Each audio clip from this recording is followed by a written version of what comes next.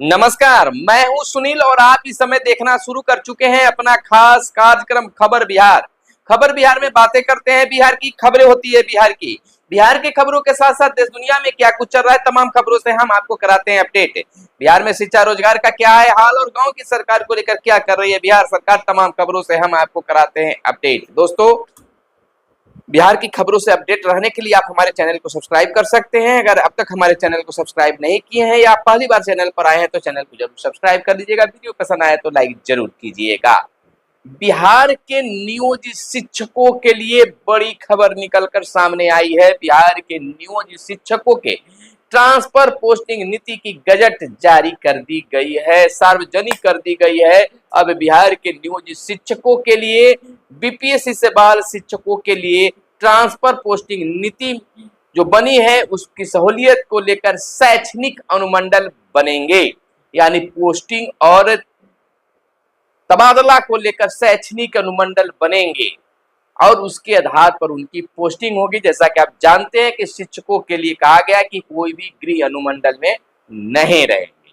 तो यह बड़ी बात सामने आ गई है। तो देखते हैं कि अगर एक जिले में 10-11 ब्लॉक हैं तो उसमें कितने ब्लॉक बनते हैं, कितने अनुमंडल बनते हैं। इससे तो विभाग के द्वारा कहा गया कि यार जिले में 3 से 5 अनुमंडल, शैक्षणिक अनुमंडल बनेंगे, लेकिन देखना समय का इंतजार करना होगा। इधर बात अगर राजनीति की कर ले तो डिप्टी सीएम सम्राट चौधरी ने नए आवास में जाने के बाद एक गेट को बंद करने का फैसला किया। सर्कुलर रोड की तरफ खुलने वाला 5 देश रत्न मार्ग का गेट बंद किया जा रहा है।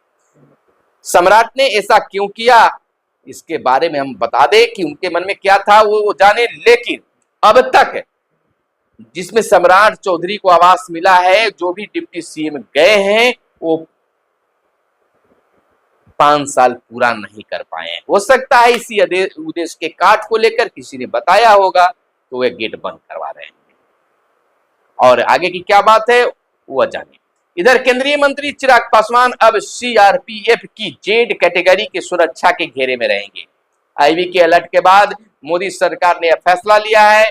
आखिर सोचने वाली बात है कि चिराग पासवान को किससे खतरा है जो इतनी बड़ी उनकी सुरक्षा मिली है। इधर तेजस्वी की यात्रा से बिहार में कोई फर्क नहीं पड़ेगा। बिहार लौटते ही तेजस्वी पर भड़के सम्राट चौधरी का लालू जी का परिचय ही अपराधीकरण से है, यह मीडिया के समक्ष उन्होंने बातें कही। इधर बिहार में निषाद दूसरी सबसे बड़ी जाति है।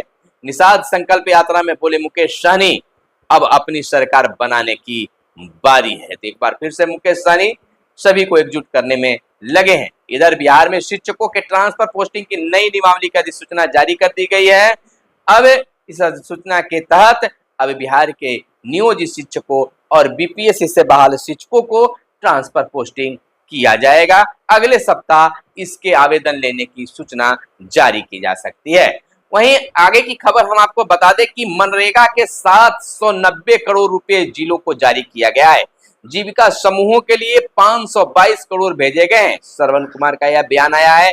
ग्रामीण विकास मंत्री श्रवण कुमार ने बीते दिन बताया कि मनरेगा के तहत सभी जिलों को 790 करोड़ 85 लाख रुपए जारी कर दिए गए हैं। यह राशि वित्तीय वर्ष 2024-25 के लिए केंद्र सरकार से तृतीय किस्त के रूप में प्राप्त हुई है। मंत्री ने पदाधिकारियों को निर्देश दिया है कि योजना की लगातार समीक्षा करें और संचालित मनरेगा योजनाओं को समय पर पूरा किया जाए। इस योजना में किसी भी तरह की शिथिलता बर्दाश्त नहीं की जाएगी। मंत्री ने कहा कि इस योजना का मुख्य उद्देश्य आजीविका सुरक्षा को सुदृढ़ करना और टिकाऊ परिसंपत्ति का सृजन कर ग्रामीण क्षेत्रों का विकास करना है। योजनाओं के तहत हर परिवार के इच्छुक वयस्क सदस्य के काम मांगने पर एक वित्तीय वर्ष में 100 दिनों का अकुशल मजदूरी देने का प्रावधान है। यह योजना बिहार की ग्रामीण जनता को रोजगार मुहैया कराने का प्रमुख साधन है। दोस्तों, आज 15 अक्टूबर है, 15 अक्टूबर 2024 और दिन है मंगलवार। और आज के दिन बिहार के पंचायत प्रतिनिधियों का लिए बड़ा फैसला है। मुखिया संगठन ने ऐलान कर दिया है कि 15 अक्टूबर से कामकाज ठप करेंगे, हड़ताल पर जाएंगे। आज देखना यह होगा कि किस प्रकार से मुखिया संगठन सरकार के खिलाफ उतरते हैं और अपनी कामकाज को ठप करते हैं, तो इधर बिहार के वार्ड सदस्य भी पीछे नहीं है। उनका भी कहना है कि हम अपनी मांगों को अधिकार के लिए पीछे नहीं हटेंगे। अलबत्ता सरपंच और पंच साहब भी कहां पीछे रहने वाले हैं। उनका कहना है कि हमारे साथ भी धोखेबाजी हुई है। सरकार ने चुनाव से पहले कहा था कि सरपंच को न्याय के साथ विकास करने का अधिकार मिलेगा, लेकिन 5 साल पूरा होने वाले हैं, कुछ ही साल बचे हैं, आधे से अधिक समय बीत गया है, लेकिन अब मेरा अधिकार नहीं मिल पाया है, तो सरकार के खिलाफ मैं भी हूं। अब देखना यह होता है कि बिहार के सभी प्रतिनिधि, पंचायत प्रतिनिधि किस प्रकार से एकजुट होकर अपनी बात सरकार तक पहुंचाते हैं। इधर इंजीनियरिंग की खाली रह गई सीटों के लिए खुला पोर्टल। 3422 सीटें रह गई है खाली। पीसीएम और पीसीएमबी ग्रुप वाले करेंगे इसमें आवेदन। आपको बता दें कि राज्य के इंजीनियरिंग कॉलेजों में खाली सीटों पर नामांकन की कवायद आरंभ हो गई है।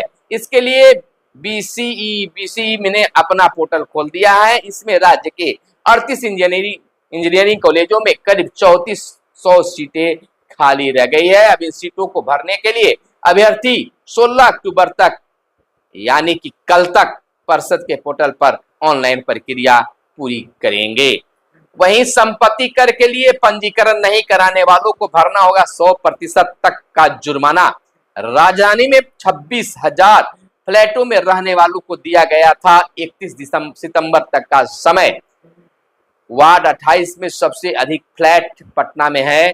आपको बता दें तो यह संपत्ति कर देने के लिए कहा जा रहा है। वहीं हमको एक बड़ी खबर अभी निकलकर सामने आ रही है कि झारखंड में विधानसभा चुनाव होने का ऐलान कभी भी किया जा सकता है, और झारखंड सरकार ने एक दिन पहले ही बहुत बड़ा ऐलान अपने राज्यवासियों के लिए कर दिया है। बिहार झारखंड के शिक्षकों के लिए कर दिया है। ईपीएफ लाभ देने की बातें कर दी गई है। और बिहार के साथ, बिहार में तो अभी चुनाव की तिथि है, बहुत लेट है। वहीं झारखंड में चुनाव की घोषणा, विधानसभा चुनाव की घोषणा झारखंड में किसी भी वक्त किया जा सकता है। आपको इस समय की बड़ी खबर हम आपको बता रहे हैं। आज भी यह चुनाव की घोषणा किया जा सकता है, या कल भी, बहुत जल्दी किसी भी समय झारखंड में विधानसभा चुनाव की घोषणा की जा सकती है। वहीं आत्मरक्षा के लिए मार्शल आर्ट सीखेंगी महिला बिहार की चिकित्सक। आईजीआईएमएस की बात है। आईजीआईएमएस की महिला चिकित्सक, नर्स और अन्य स्वास्थ्य कर्मियों को आत्मरक्षा के लिए मार्शल आर्ट की ट्रेनिंग दी जाएगी। इसके लिए प्रोफेशनल प्रशिक्षकों को भी मदद ली जाएगी। इसकी शुरुआत 16 अक्टूबर से एक जागरूक कार्यक्रम के माध्यम से होगा। इस कार्यक्रम का उद्घाटन राज्य के डीजीपी आलोक राज करेंगे। यह जानकारी अस्पताल अधीक्षक डॉक्टर मनीष मंडल ने दी है। तो अब सुरक्षा का ख्याल रखा जा रहा है। वहीं पैक्स चुनाव के लिए मतदाता सूची को अंतिम रूप देने के निर्देश। जिला स्तर पर चुनाव एवं शिकायत समाधान कोषांग होगा गठित। राज्य में पैक्स चुनाव नवंबर में प्रस्तावित है। 25 अक्टूबर तक मतदाता सूची का होगा अंतिम प्रकाशन। यानी बिहार में पैक्स चुनाव नवंबर में प्रस्तावित है। इसकी तैयारी शुरू कर दी गई है। बिहार राज्य निर्वाचन प्राधिकार ने सभी जिलों को निर्देश दिया गया है कि पैक्स चुनाव से संबंधित मतदाता सूची को अंतिम रूप में तैयारी सुनिश्चित कर ले। 25 अक्टूबर तक मतदाता सूची का अंतिम प्रकाशन करना अनिवार्य कर दिया गया है। तो अगर अब तक आपने मतदाता सूची में अपना नाम नहीं जुड़वा पाए हैं तो प्रयास कीजिए, उससे पहले आप करवा लें, ताकि 25 तारीख को यह नई सूची जारी कर दी जाए। वहीं पैक्स जानलेवा जनसेवा खोलने में आगे, औषधि केंद्र में पीछे।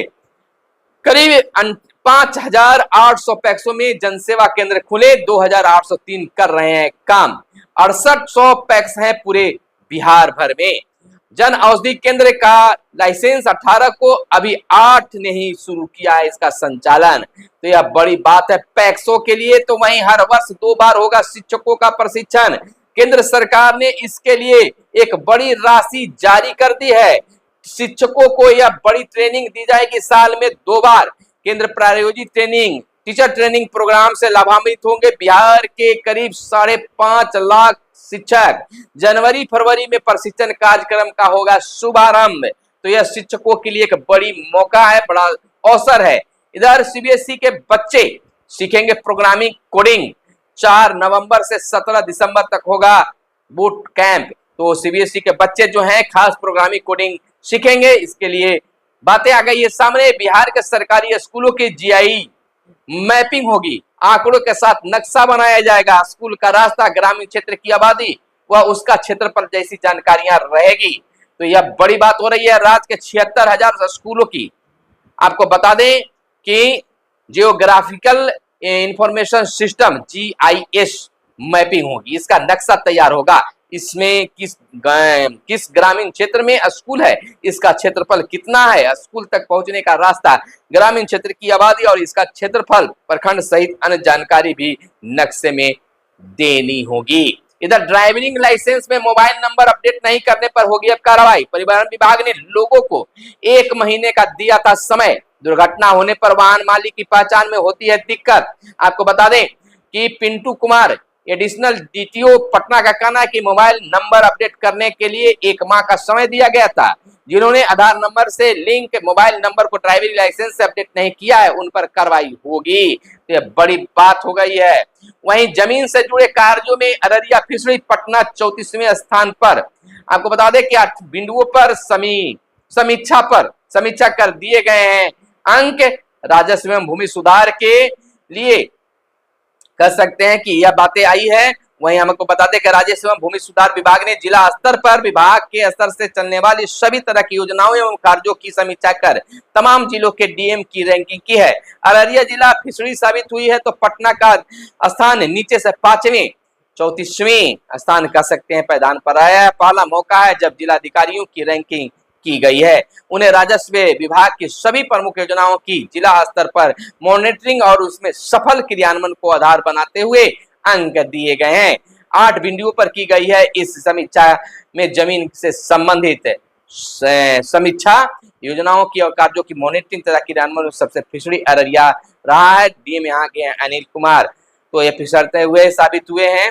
वहीं बिजली कंपनी ने 533 पदों पर आंतरिक बहाली निकाली है। बिजली कंपनियों में 533 पदों पर आंतरिक बहाली होगी। इन पदों को Bihar state power holding company एवं इसकी अनुषंगी कंपनियों में कार्यरत कर्मियों से ही परीक्षा के आधार पर भरा जाएगा। इसको लेकर 1 से 15 नवंबर तक ऑनलाइन आवेदन लिए जाएंगे। वहीं बिहार में मानसून की विदाई हो गई है। 20% कम हुई है बारिश। सिर्फ 4 जिलों में ही सामान्य से अधिक, पटना में 39% कम वर्षा हुई है। प्रदेश में 33 जिलों में 49% कम वर्षा हुआ है। तो मौसम की मार तो एक बार फिर से मौसम वापस चली गई है। इस शिक्षा कोष पोर्टल पर विद्यार्थियों की अगर सूचना प्रधानाध्यापक द्वारा नहीं दी गई तो बिल्कुल उन पर कार्रवाई होगी। तो यह थी आज की खास प्रमुख खबरें। फिर मिलेंगे अगले वीडियो में, तब तक आप अपना बहुत बहुत ख्याल रखिएगा। फिर मिलेंगे। जय हिंद, जय भारत, वंदे मातरम।